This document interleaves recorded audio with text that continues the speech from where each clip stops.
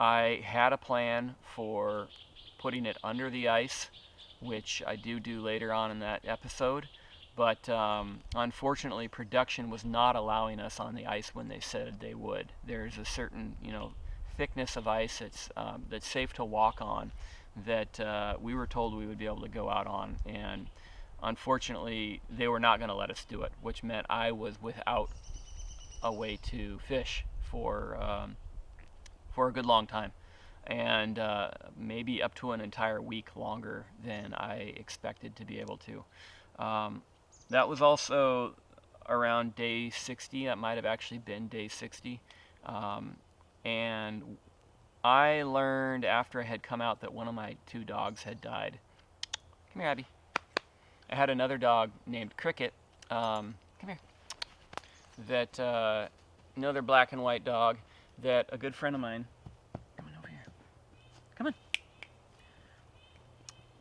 Some good friends of mine were watching, and Cricket got in a fight with another dog. Both dogs needed to be stitched up, and not that big of a deal, but some fluke thing happened. He was a border collie. He was amazingly healthy. It was impossible to believe he could even be capable of dying. But a blood clot came loose and went to his brain probably and killed him. And just totally fluke. And I'm really, really grateful, Michelle, that you were there to watch him and be with him as he passed. I felt really bad that I wasn't there for him. He was a 9-year-old dog at the time, and we had done everything together, along with Abby here. Don't roll in the fire there. And that day, Cricket had his right hind foot, his kind of ring toe, didn't ever leave a print. He had like broken a tendon when he was a puppy before I got him, and that toe never touched the ground. And on day 60, the day he died, I actually tracked a fox when I was going to get my fish net that left the same track as him. It didn't leave that toe track, and I thought that was really weird. It really stuck in my mind. And later on, when I got out, I was able to do the math and realize that was the same day that he passed away. He was really close to me that day. I actually had a conversation with him in my mind. I was kind of going through people who I love and kind of having a one-way conversation with folks. And I talked with Cricket for probably half an hour. So that was a really sad thing to go through when I came out. But that's how it goes, I guess. So we go to Barry again. After I've pulled my net, not really know what to do next. Barry's in his shelter, and that's when he shows the inside of what looks like an ice cave, which is the tarp walls of his shelter. He's in there with a fire going, and everything is encrusted in ice. And I had that experience over and over and over again. We all did. It was really cold as hell out there. Jordan decides he's going to make a fish net, does a beautiful job of making pretty much the same net that I had made back here at home and brought out as a 10th item. He made out of parachute cord. He did the same thing I did. He carved a shuttle and a card, and he did do something a little bit different where he strung the whole net up and wove it in place. I actually had mine with a piece of cord woven through it, and you can do it in your lap in kind of a heap, which I think was a little bit probably easier to do it because you can do it indoors. You can do it while you're watching your meal cook or something like that. It's more like knitting than say like making a fence or something. But he made the same net pretty much as mine. He had his own. He had the right knots for it. He knew what he was doing. It was obviously not his first net because it turned out really beautifully. My net was made out of 200-pound test bank line though, which was dark. Unfortunately, I think that parastring, the guts that come out of paracord, which is white, is probably a better option against the white ice background. So he makes a great net. He ends up deploying it under the ice, and I was really curious to see how that happened. I deployed my net under the ice too, and I had problems immediately with it freezing to the ice. The ice grows downward from the top as the lake freezes and gets deeper. and the part of the net that's up against it is going to get encased in ice. And I had some problems with that later on. A little bit of more wisdom from Jordan after we see his mustache is just totally coated in ice, which I had that same problem as well. The humidity from your nose, and if you have anything dripping out of your nose too, freezes immediately to your mustache. He says one trick to surviving cold weather, the one trick to surviving cold weather, is to not let yourself get cold. It's kind of a no-duh thing, but it's a very hard, it's a very tall order to fill out there. If you get cold, the chances of you getting warm again afterwards are really bad. You have to stop whatever you're doing, and that's got to be all your focus, and even then it might not happen. Go back to Wonia. She is still adding to her shelter. She's putting stuff up on the interior walls of her place. I was doing the same thing. I added to my shelter pretty much every single day I was out there till the last day. The weather kept rolling on. The materials were horrid for building out of, particularly the ones I was using. I was not doing the log cabin type thing, which might have been a better idea. But it took a long time and a lot of materials to build a shelter the size that I did, to build a shelter of any of ours. And yeah, as it got cold, your mind was like, what can I do? What little thing can I do to make this shelter even slightly warmer? I'll put hours into it, and I put days and days into it. Wonia as well, everybody out there did. She realized in the night she had rabbits nearby. I also could hear rabbits through the walls of my shelter at night, and she ends up setting some traps for them and does a pretty good job of catching a few squirrels. Has a 3 squirrel day. That's pretty cool. I realized that she did not have a lot of large game around her camp, which was the same for me. Apparently she had some amount of small game. I only had 1 squirrel within 5 acres of the whole area that my camp was in, and I shot at him immediately on episode 1, and he never came within range of me again because I think I grazed him with my arrow. And he learned pretty quickly I was a problem, so he avoided me. I don't know that I ever once saw him on the ground after that episode either. So yeah, the nearest squirrel track to my camp after that was probably 50, 60 yards away from me. Not that bad at all, but he stopped hanging around me. The other trick I had with small game and deciding about whether or not I wanted to trap. There's kind of 2 parts to that. I talked about trapping in an earlier video, and I'm not a trapper as of yet. Being a trapper, like a subsistence trapper who's really making a go of it, to subsist on trapping small game, you have to have 1 to 500 traps out on the ground to keep that going, to keep feed coming to you. That's how many traps you have to be running every day. Jordan, in one of his I think one of the history videos that's out there, he says he reckons he had about 150 snares going. I don't know how many Wonia had going. I know Michelle had a ton going as well. 150 snares that you got to catch, that you got to check every day after you make them. It's a lot of work. It's a lot to keep track of, and you have to know how to do it. I know how to make a trap. I know how to make a bunch of different kinds of snares, deadfalls, all those. But the little nuances is what you really have to know. The mechanics of making traps isn't that hard to grasp. You can almost make up new ones and figure out something that'll work. But the nuances of how to make that work in a landscape with an intelligent animal that you're trying to catch is something that I don't have experience with, and I didn't feel it would be worth my while to do something like take snare line, to take wire, to bet on something I didn't have a lot of experience with. I did bet on my gill net, which I didn't have any experience with either, and luckily that paid off. But even then, I think up to that point of episode 10, I only caught 8 fish. I caught 8 fish, and I think we end up at day 69 at the end of episode 10. That's all the fish I'd caught up till that point. That's what I lived on for all that time. I think Barry had less.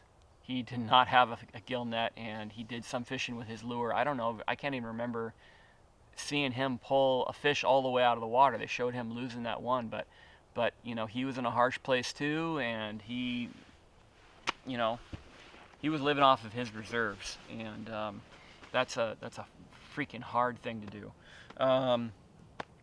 Let's see. So Wonia gets her 3 squirrels. That's awesome. She let's see here. I guess that was after, somehow I missed the part where she actually eats the intestines out of from one of her previous rabbits that she was saving for fish bait. After probably the most disgusting scene I have seen on Alone, which is saying something because I have at least a couple of disgusting scenes myself. Yeah, she humbled herself a great deal and decided she was going to cook this crap till it was edible, and did, and then ate it. And I would have done the same thing, and I in fact did do the same thing from that northern pike that I caught. I caught a 33.5-inch northern pike, and it had about 2 feet of guts in it that were substantial. They were pretty meaty. At the time of me catching that fish, I hadn't planned on eating them yet. I wanted to save it for fish bait, so I threw those guts way up into a tree where they'd be high and dry and safe from predators and scavengers. And yeah, at some point around the beginning of this episode, I ended up cooking those up and eating them. So you do what you got to do, and that shows what level of commitment you have. Wonia was losing 1.5 pounds a day out there. At that point, I had only been losing myself 1 pound a day. And Wonia's a lot smaller than me. She was going through it, and she had warmer gear on. That stuff that she made, man, she praises it to high heaven. It kept her warm. I was cold quite a bit of the time, and I still was not losing as much weight as she was. So she really needed to get food in her. Cuts to Barry again. Temperature says 9 degrees Fahrenheit. He's sitting in his shelter, talking about the gravity of the challenge that we're all under, that he's under in there, about it not just being a physical challenge, not just being a mental challenge. It's all of the above. You have everything all at once coming at you from every angle and all the way at maximum. There's a certain point at which you have to give up any expectation of comfort, and have to become comfortable with being in a torturous situation, with no food, with no heat, with no companionship, with no water in his case, with no hope of anything other than, if I can put up with this for a little bit longer, somebody might come out here and get me. Somebody who I love might come out here and get me. And then my life beyond that can potentially become a lot better. Man, that's a heavy thing to weigh. That's a very difficult thing to weigh. It's one challenge that I had out there was balancing how much I wanted to think about how neat it was going to be to go home and be the winner and have my whole life changed, and then be where I was, be present, which was in this cold hell that I needed to remain calm in. I needed to remain imaginative and creative and clear and efficient thinking.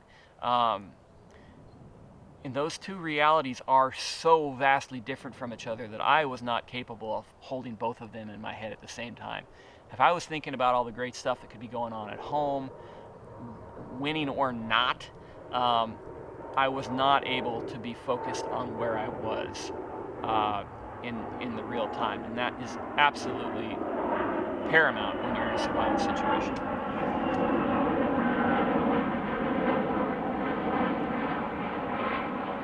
Pardon the jet. So Barry's a tough dude. To go through what we were all going through and to have less food and less water, it was a hard thing. at that time it was the hardest thing I'd ever done in my life. And to see somebody else go through it even harder and have like a really clear idea of what it felt like, that was what really, really hard for me to watch episode 10. It's probably not able to sink in as deep for most of you, but it's somebody who's been there, done that. It's pretty real. But Barry is still doing it. He's definitely faded. You can hear it in his voice. Damn planes. You can hear his voice is just trickling out of him. He's near the edge. He still comes up with a sweep trap that he creatively engineers, decides he needs to do something with a counterbalance, realizes he's got a stuff sack he can put rocks in. He engineers a new trap from scratch, and it was a design I'd never seen before. I've seen counterbalance traps before, but to think about using your stuff sack to do it, stuff like that, that's creative. To do that under duress like he did is actually pretty cool. He was still thinking smart. You do get to this point where where you are just trickling through life, and you might need to meet an extreme challenge like breaking through the ice or an injury or something like that. Balancing those two things, again, is a real hard thing to do. Extremely dangerous situation for all of us out there. Jordan comes powering through again. He's making some ski shoes. He's got the same design I was engineering up for. It's a design you can find in Morris Kahansky's book Northern Bushcraft for ski shoes. It's a really brilliant design for how to make something. I actually had all of the rods for mine peeled, straightened, and even steam bent nice and straight so I could make a pair of them. And I ended up not making them because the snow was not freaking falling. I wanted the snow to fall so bad so it would insulate my shelter, and it just wasn't. So I didn't put the time into building the snowshoes. Like I said, they weren't letting us on the ice until it was super thick. I was not worried about crashing through. So at that point, I just didn't see the value in the effort. But I had all the materials ready to go when I needed to assemble them. In addition to that, you kind of see Jordan. He's wearing his ski shoes, and he's got a stand just like this so that he can chop through the ice with his axe. And he's got the toes of his shoes going out beyond him 2 feet, and then out behind him another 2 or 3 feet as well. And that is not a very athletic position to be in when you're swinging a sharp metal tool. They had us wear a bunch of safety gear anytime we went on the ice, which was the PFD, the inflatable thing that you see him wearing. We also were given these ice spikes that we were to keep on our body, wrapped around our neck, so that if we ever broke through, we could stick it into the ice and climb out again. It's a very standard procedure for lake safety on ice that might break. Those things, when they're dangling around your neck, flopping around, they need to be ready to be deployed immediately while you're fumbling around in ice water. So you can't have them stuck in a pocket or something like that, but you're also using an axe and swinging your arms around, and these things are flying around with a nail sticking out of each one of them. It's a problem. What else did they have us do? The ski shoes themselves, it's really hard to deal with that. What I did for ice safety was I trimmed a pole that was 8 to 10 feet long, and I kept it underneath one of my arms so that if I went down or through, I would land on that pole and be able to climb out on it. I still had the other safety equipment, but it honestly got to the point where if you're using an axe, which glances off of ice really, really well, it makes the situation more dangerous, not more safe.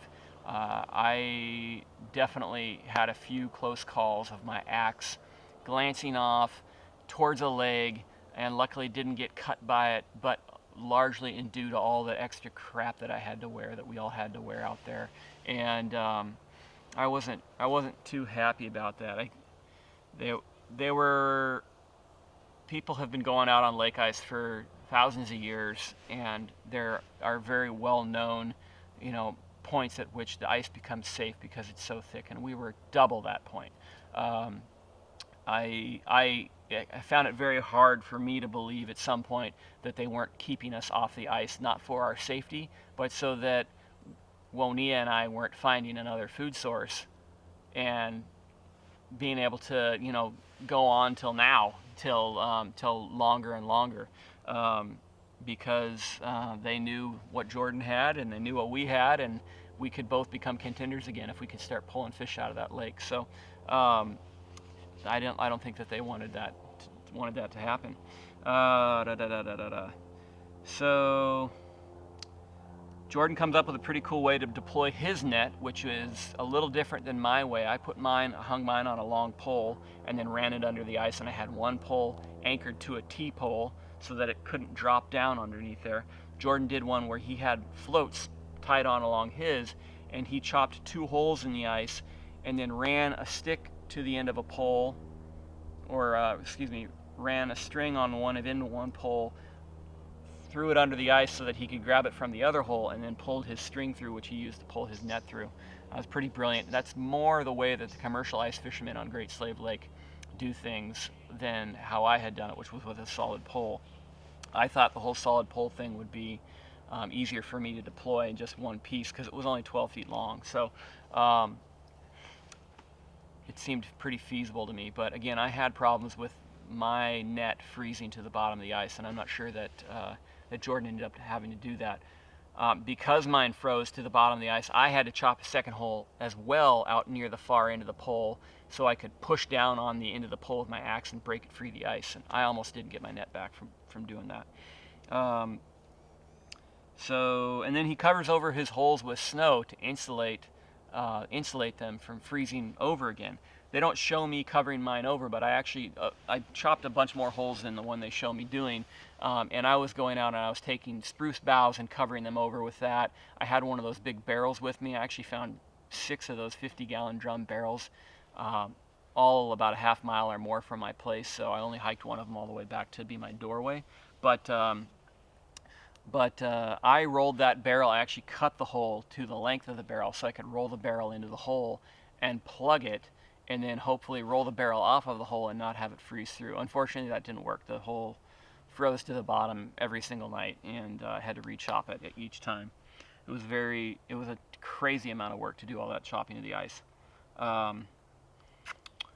They cut to me doing more shelter work again, which I already talked about. I had branches strewn about everywhere, and I decided to just take anything that basically wasn't stuck to the ground and drop it on and bury my shelter in it. Just any little thing that might capture more snow, which I was still hoping for.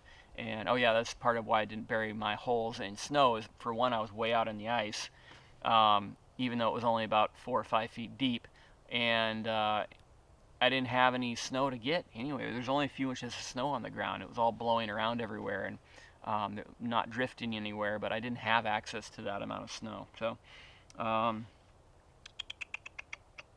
So I was working on my shelter, burying it as much as I could, and then they cut to me getting my net hung on that new pole, and then I rolled it all up. It was actually really easy to carry around that way, and I actually used that as my safety pole when I was carrying it out onto the ice. Not that I needed one at that point, but and it was a pretty good system. I had really high hopes for it.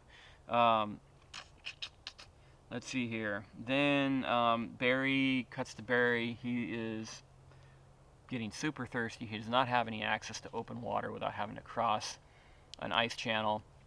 He makes something kind of similar, a much simpler version of a ski shoe to cross on, and gets his way to safe open water so he can drink. I cannot imagine being at the point where he lost as much of his weight without any food, and then adding dehydration on top of that. Your body just does not work right when you're dehydrated, and that must have been, I don't doubt that wasn't maybe a big part of him getting pulled, because his body at that point looked a heck of a lot like mine when they pulled up his shirt. I have photographs of me that I'll hopefully show in future videos on what I looked like when I came out in the hotel room, and we were pretty much looked exactly the same when I eventually did come out. But he was also dehydrated, and they were taking our vitals when they were out there. They were taking our pulse. They were taking our blood O2 or something, which is a really good indicator of whether or not things are working right. You have an infection, other things. So they're sharing a little